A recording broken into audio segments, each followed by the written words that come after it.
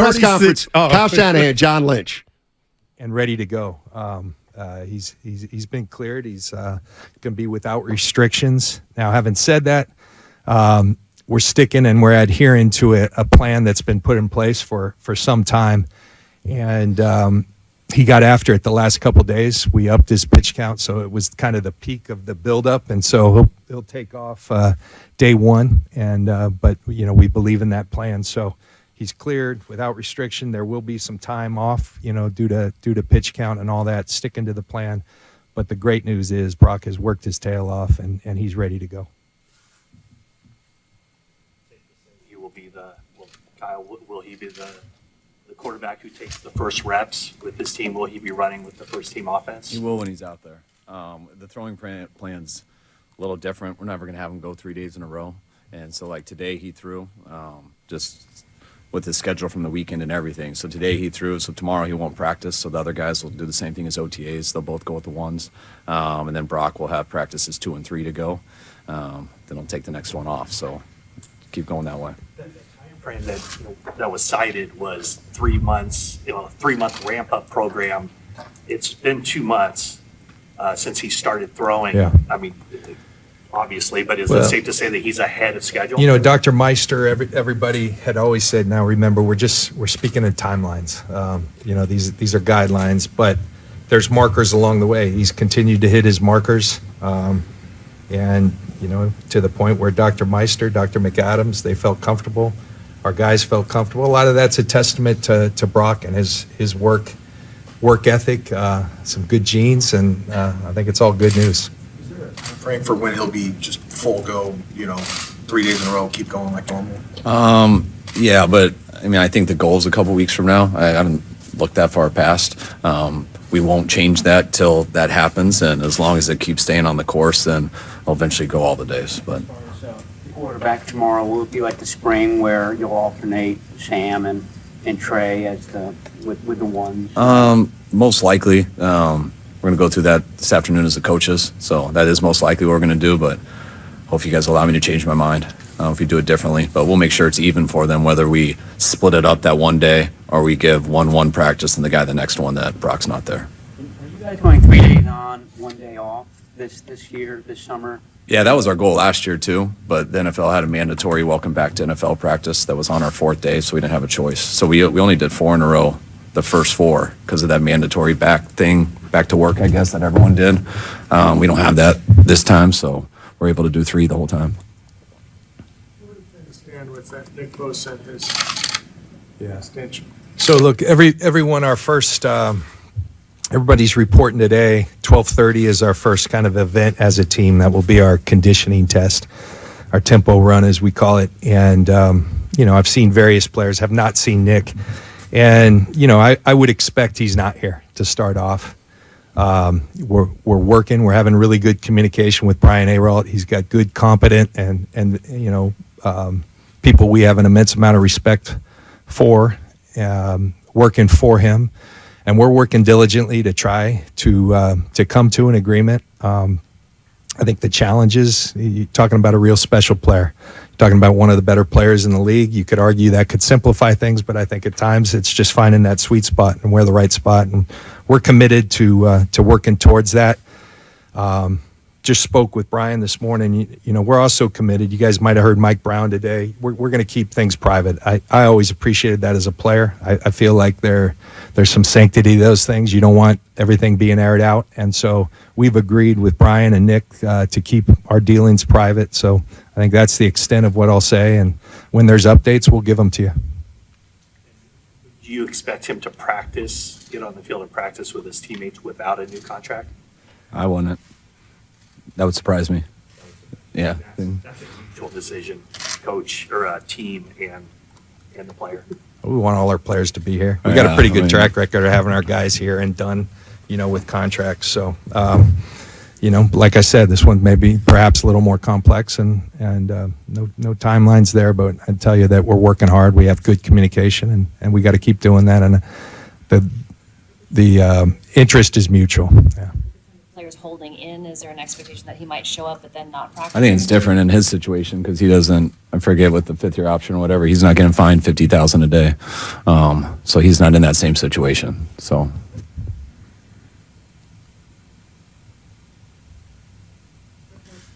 Trey Lance, since he's been back, did you talk to him throughout his work with Jeff Christensen?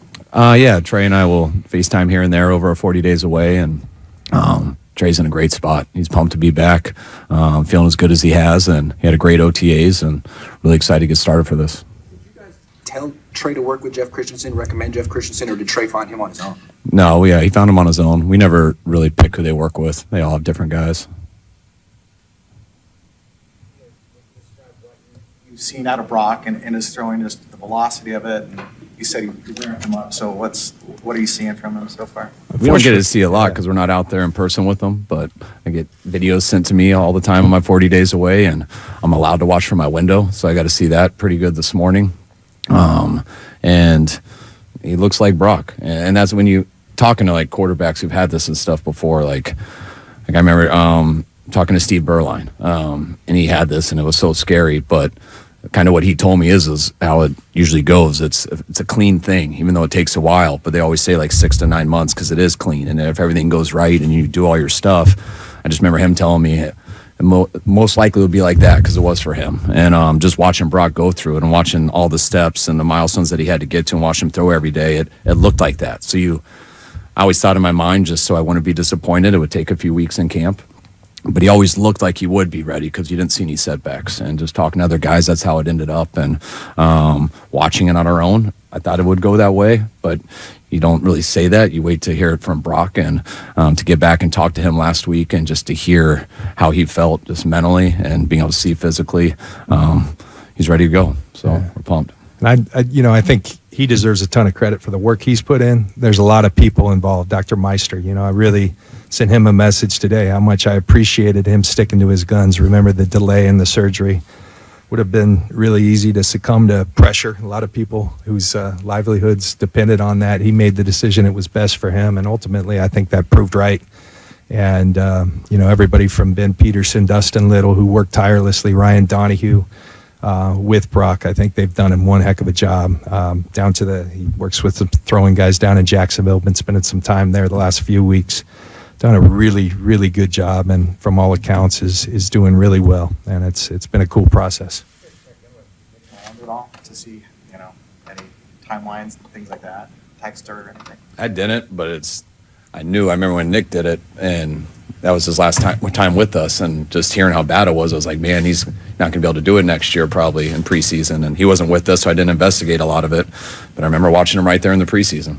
I kind of had the same feeling just from his results. How pleased are you with the work Trey's done with Jeff Christensen, and how different does he look as a thrower to you, or does he look different? He looks healthier.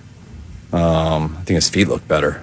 I think sometimes I'm not taking away anything from Jeff. But Trey has put all the work in, and it's awesome that he had a guy that he can do that stuff with, but that's exactly what Brock did. It's what Sam Darnold does. I've never had a quarterback who doesn't do that. They all do that. It's like golf pros. They go to work on things with their swing and stuff like that, and I think the most important time is after the season in that March, April before OTAs, and it's always extremely important in the 40 days away. Trey's done that the last few years. He just went with a different guy this year. Has Brock lost any velocity on his football that you guys can tell since the surgery? We're watching him from afar. He's easing into it. So we're not asking, we haven't seen his max velocity. I'm not trying to see that yet. It'll be back to how it was. I was hoping for like a rookie of the year type thing. If you seen a movie when you were younger, like it was just going to come back all of a sudden, like the fastest on the planet. But I think it's going to be the same. We got to see him in person a little bit more out there with players and stuff. And I know the data says no. They had it. That they have the GPS wearables these guys all wear these days, and it's good. You're listening to John Lynch and Kyle Shanahan press conference from Santa Clara, kicking off the 49ers season on 95.7 The Game. To get this done with this core of players, and get over the hump and win the whole thing. Every day. Every day we feel it. That's our jobs, and we've got a lot of belief in this team. That's why you go get a Javon Hargrave and add him to the mix, even though we've got a lot of, highly compensated players because you've got belief in this group. Without that belief in this group that we currently have, the culture, belief in this guy and his ability to lead this organization, you don't do those things. But we have that much belief. That's what we're here for. And now we got to go do it. Kyle talks a lot. His dad used to talk a lot when I played for him. All you want in this league is a chance. And not everybody has that chance. We're a team that has a chance with the way we're constructed, the way we're coached, the character in that locker room, the talent in that locker room. Now it's our players' jobs to take that ownership. It's all of our jobs to give it our best shot. We do have a chance, and I think we have a really good one. I like this group as it's constructed, and there's a lot to like. Now we got to go do it. I feel the same. I mean, it's one of the reasons we came here. When we talked to Jed and everything, just the commitment he wanted to have and what we used as a first-class organization, which is just to do everything the right way and every year to try to give yourself a chance. And it's hard to do that in this league. We felt, the first 2 years we were here, we worked really hard to get there, and I thought we did. And really since year 3, I felt we've been in that position every year, and we feel no different this year.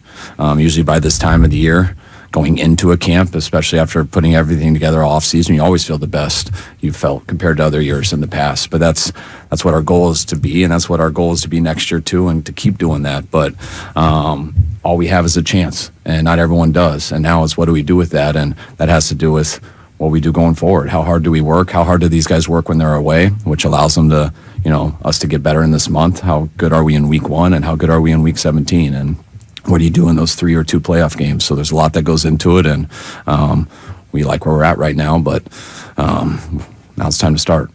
We talked to Debo the last minicamp. He was pretty harsh in his self-assessment on how he played last year. I think he said it was awful, and he said he'd sat down and watched film with you, and that was part of the reason that he came to that decision in terms of his own self-criticism. I'm curious how you look back at his season. Was he a disappointment last year at all, or is he just being self-critical, or how would you describe that? I don't think Debo had to be that harsh on himself to you guys, but it was cool to watch. Debo's one of the best players in this league, and anytime he doesn't play like one of the best players in this league, everyone's going to be disappointed, including himself. And I think that was the case.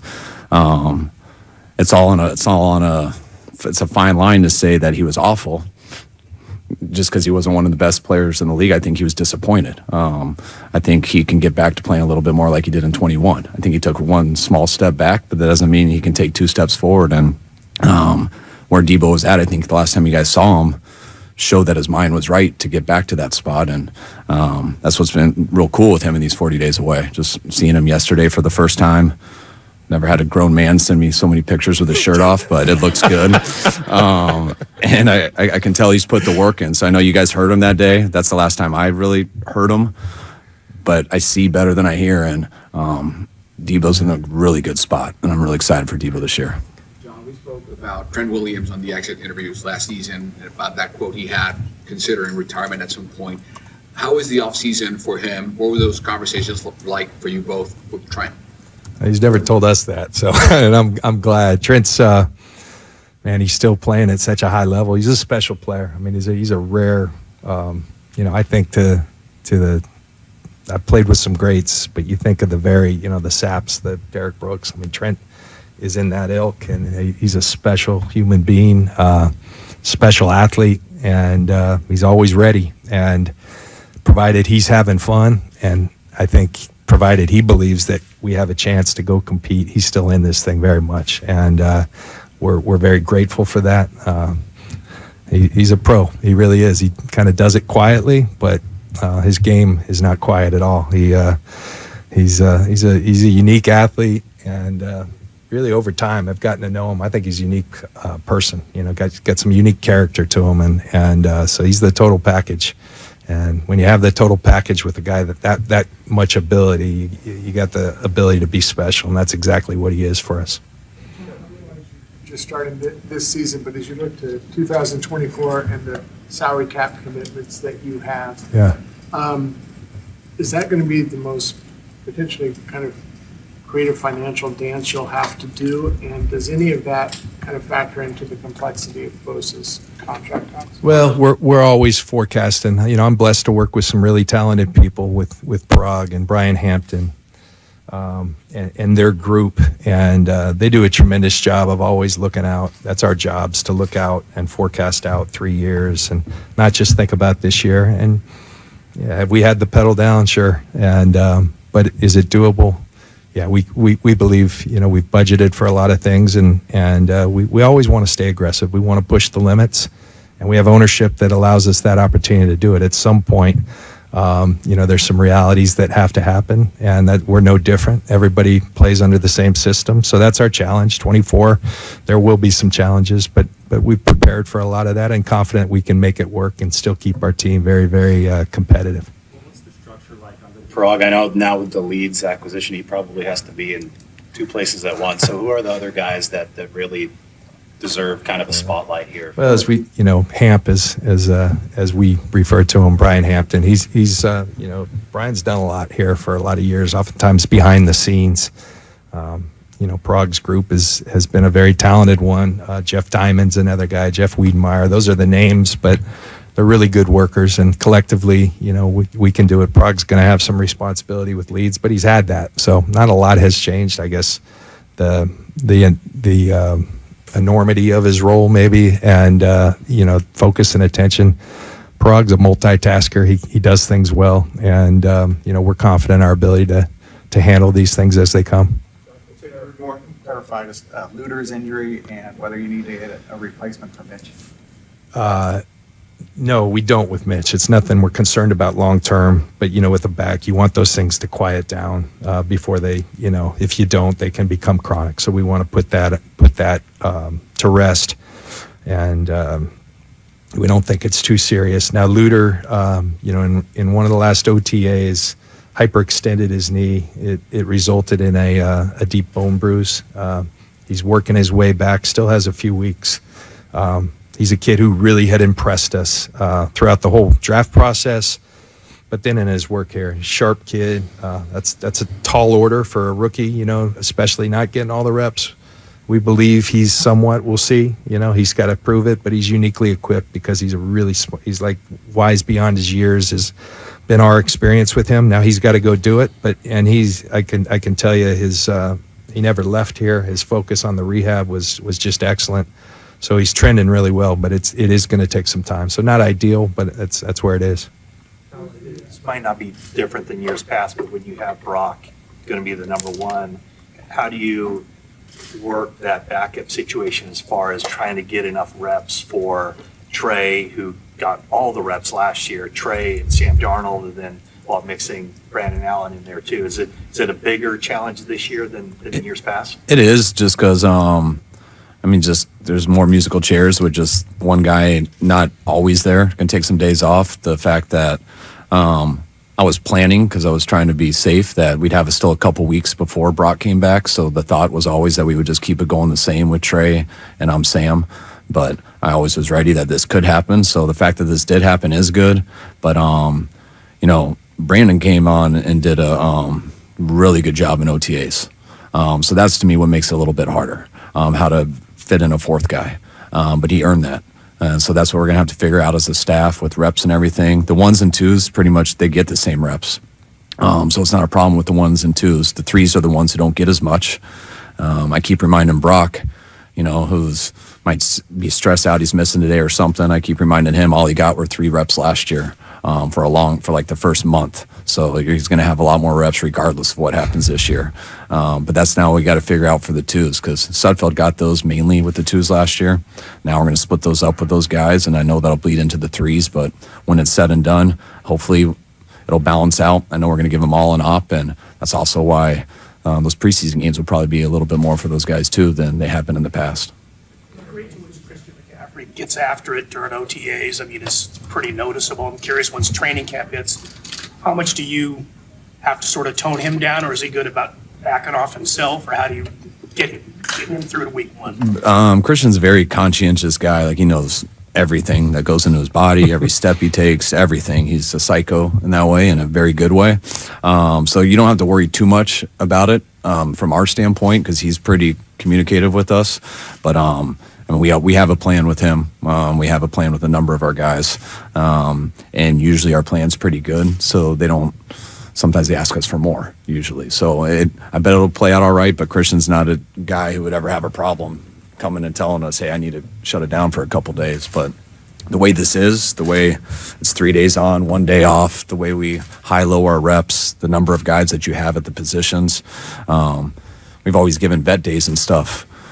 It's really hard to give a vet day now because the whole team has them naturally. But that's stuff that we know we need our guys ready for the season. It's our job and them to make sure they're ready to go in the season. Sometimes it's really tough just to get to week 1.